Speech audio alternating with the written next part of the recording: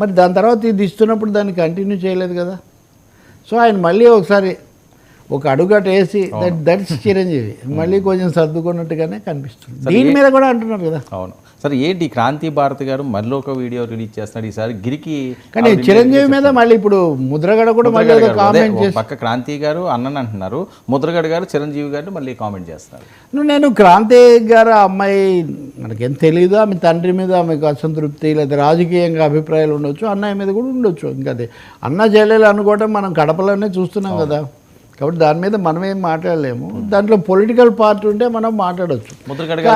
కానీ ఒకటి నేను అనేది ఏంటంటే కుటుంబాలను రాజకీయాలను కలగపులగం చేయడం మటుకు బొత్తిగా అనవసరమైంది. అది అంబటి రాంబాబు అల్లుడు కావచ్చు, నారాయణ మరదలు కావచ్చు, ఇంకొకరు కావచ్చు, ఎవరు రైటు నాకు నేను వ్యతిరేకమైతే అది రైటు, నా మీద చేస్తే తప్పనే హక్కు నాకు లేదు. కుటుంబాలే పబ్లిక్ ఇంట్రెస్ట్ ఉంటే దాని గురించి మాట్లాడచ్చు. అల్లుడికి మావకి ఎందుకు పడలేదు, ఈ అమ్మాయి ఇటుంటే అబ్బాయి అటు ఎందుకున్నాడు, అది ప్యూర్లీ దేర్ ఫ్యామిలీ మ్యాటర్. అలా ఉండట్లేదు కదా సార్ ఇప్పుడు. అది ఉండకుండా చేద్దామని వీళ్ళు చూస్తుంటారు. అది రాజకీయ పార్టీల యొక్క ఒక విధమైన భావదారిద్ర్యాన్ని సూచిస్తుంది. ఇప్పుడు అదే కదా చంద్రబాబు నాయుడు ఈరోజు పెద్ద ఇంటర్వ్యూ ఇచ్చాడు, ఒక ఫుల్ పేజీ ఇంటర్వ్యూ ఉంది. ఆ ఇంటర్వ్యూలో ఆయన ఒక మాట అంటారు కదా, వైసీపీ మీద ఏమైనా విమర్శలు చేయొచ్చు, ల్యాండ్ టైటిల్ యాక్ట్ అవి మీరు ఏదైనా చేయొచ్చు, వాళ్ళు చెప్తారు.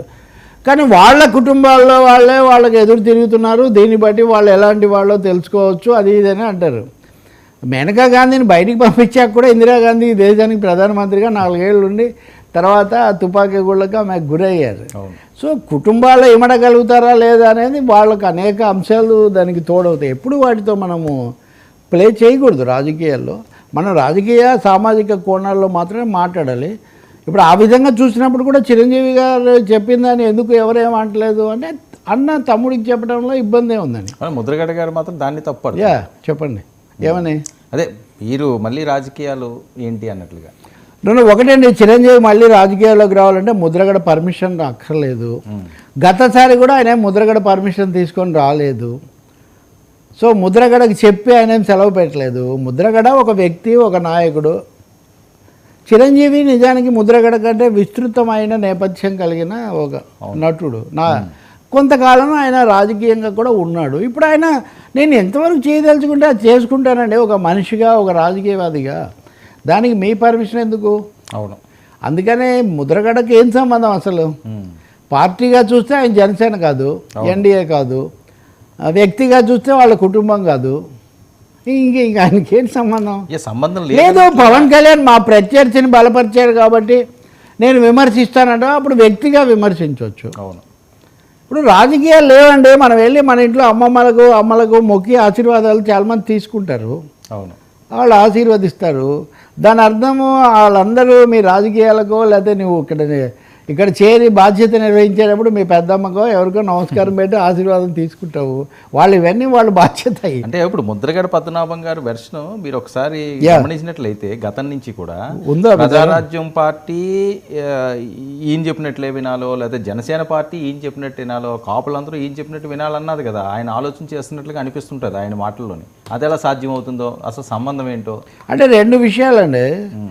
కాపు అనే ఒక సామాజిక తరగతిని రాజకీయాలను కలిపేసి దానికోసమే కనుక ఎవరన్నా అంటే దాని మీద వాళ్ళ తరఫున ఉన్న వాళ్ళు తప్పు పడతారు. ఇప్పుడు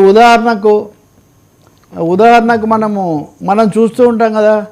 ఇప్పుడు వంగవేటి, రాధ, అంతకుముందు రంగ, వాళ్ళకి సంబంధించిన విషయాలు ఉన్నప్పుడు వాళ్ళు కొంతకాలం కాంగ్రెస్లో ఉన్నారు, ఇప్పుడు మధ్యలో ప్రజారాజ్యంలో ఉన్నారు, ఇప్పుడు తెలుగుదేశంలో ఉన్నారు.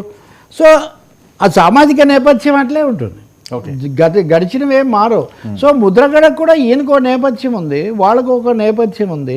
ఈ 2 కలవాలి, ఒకరితో ఒకరు ఉండాలని ఏముంది. మీకు నచ్చకపోవచ్చు, మీరు బలపరిచినంత మాత్రాన్ని మీ తమ్ముడు గెలవడని అనే హక్కు మీకు ఉంది. కానీ దాన్ని తప్పు పట్టడానికి మీకు ఏం అవకాశం ఉంది? 2 మీరు ఎంత రాజకీయాలు మాట్లాడుతున్నారు.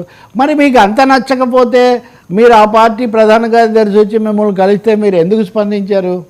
అల్పాహారానికి అధిక సంతోషం, అల్పాహారం ఎందుకు మీరు మేళవించారు? కాబట్టి వ్యక్తులు కుదిరితే ముందుకు పోవచ్చు, కుదరకపోతే ఆగిపోవచ్చు. కానీ కుదిరితే ఒక విధంగా మాట్లాడతాం, కుదరకపోతే ఒక విధంగా మాట్లాడతాం అంటే అది కుదరదు ప్రజా జీవితంలో. ఓకే కొన్ని సార్, సడన్ మరొక వైరల్ అవుతున్న అంశం వర్మ గారి బైట్స్ ఒకసారి ప్లే చేయండి. మీరంతా మంచి ఉద్దండ పిండాలను తీసుకొని వస్తున్నారు ఈరోజు చర్చ. చూడండి సార్. పవన్ కళ్యాణ్ ఓటే వేయద్దు.